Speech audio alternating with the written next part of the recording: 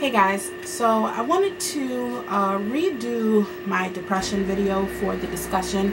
The reason being is because there were things that I wanted to touch on that I didn't get a chance to touch on in that one, so here we go. Now, as we normally do start these off, we go with the definition of the term.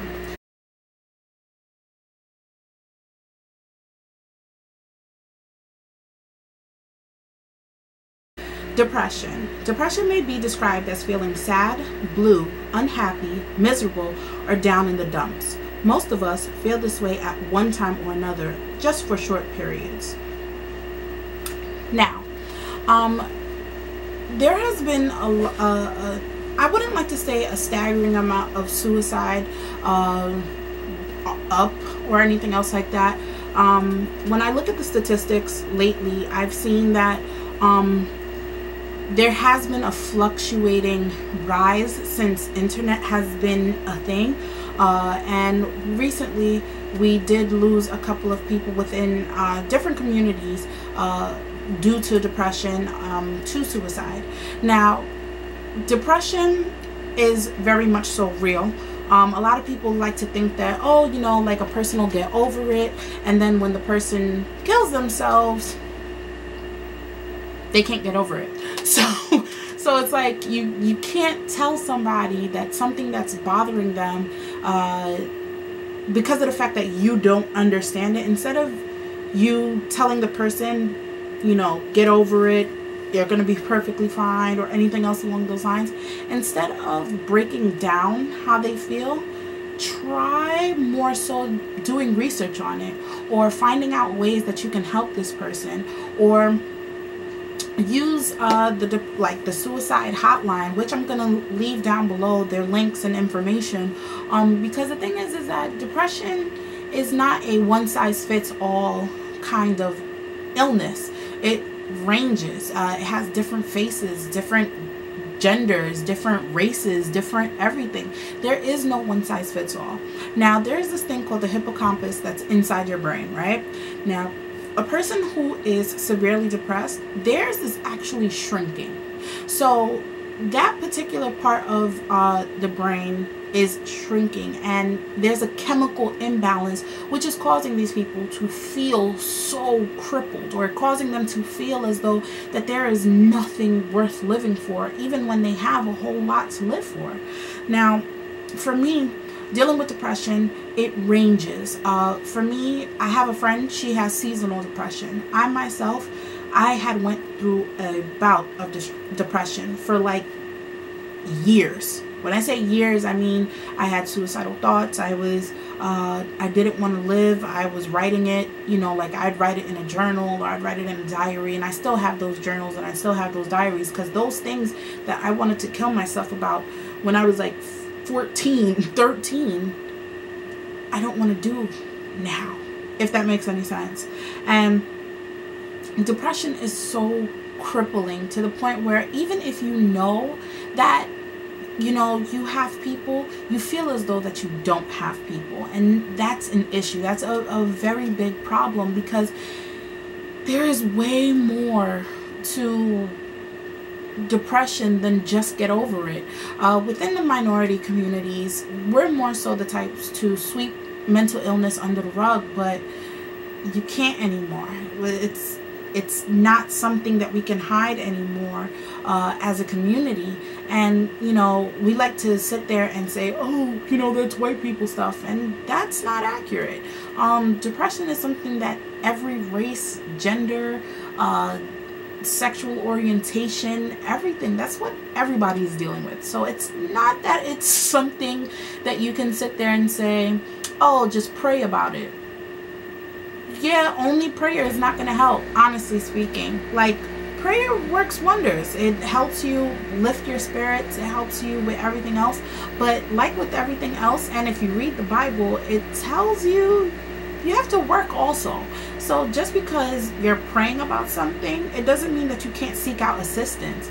Just because you're praying about something, it doesn't mean that you can't go to a therapist or a psychologist and find out exactly what is it that's eating at you.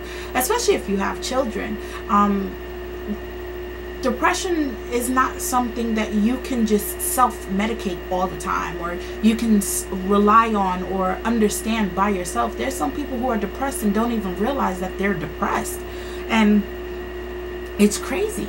So, you know, for those of you who, you know, they used the scriptures to assist them, leave that down below. For those of you guys that are atheists who don't believe in Christ or anything else along those lines, also leave that down below, because there's things that we can take from one another that can assist us with trying to build a community, instead of tearing each other down because of our religious beliefs, bringing each other up because of the fact of mental illness is real. Like, regardless of what you believe in, regardless of what else is going on in the world, depression is real.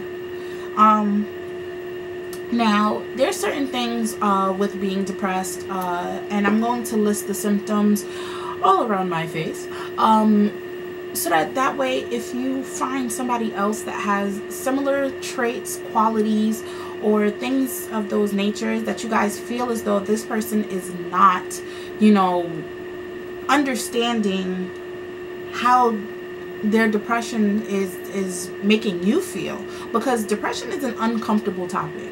Talking to somebody about mental illness is so uncomfortable, because we don't treat mental illness like a regular disease. We treat mental illness like the forbidden, you know, sister twice removed that we don't want to talk about, that was, you know, shipped away at band camp and all that other extra stuff. And the thing is that depression literally affects people differently. Depression affects children way different than it affects teens, and it affects teens tremendously different than how it affects adults and even people that are older than that. And I don't know, like, I just feel like I want to keep the discussion alive on depression, on different types of mental illness, because there's too many people killing themselves nowadays, and there's not enough people out there telling you that it's okay to be depressed and that we can work on it together. So I'll leave links down below. If you ever feel like, you know, down and out, please reach out, whether it be to me, to a friend, to someone you feel comfortable with, to the suicide hotline that I'm going to leave all of their information down in the description box below. You have to understand, like, I know it's the hardest thing to try and understand that somebody actually gives a damn about you, but I care. I really do. I know what it feels like to not want to live, to not want to leave your house, to not want to go anywhere, to not want to do anything, and to just want to stay right there. And you feel like nobody will ever understand how you feel. And I'm not going to pretend like I understand how you feel, because everybody's pain is going to be completely different, because we all take things differently. We all deal with things differently. So I'm never going to sit here and pretend like, oh, because of the fact that I was depressed, I automatically understand what you're going through. I don't, because I don't know what's causing your depression. I don't know whether or not it was a boyfriend. I don't know whether or not you've always had it. I don't know whether or not it's something that happens only during the seasons. I don't know these things. So talk to someone to help them understand what is causing the issue. And if you are having suicidal thoughts, please reach out. If you are cutting yourself, please stop. You don't need to feel pain for it to be released. Now, that's pretty much all that I wanted to discuss with you guys today.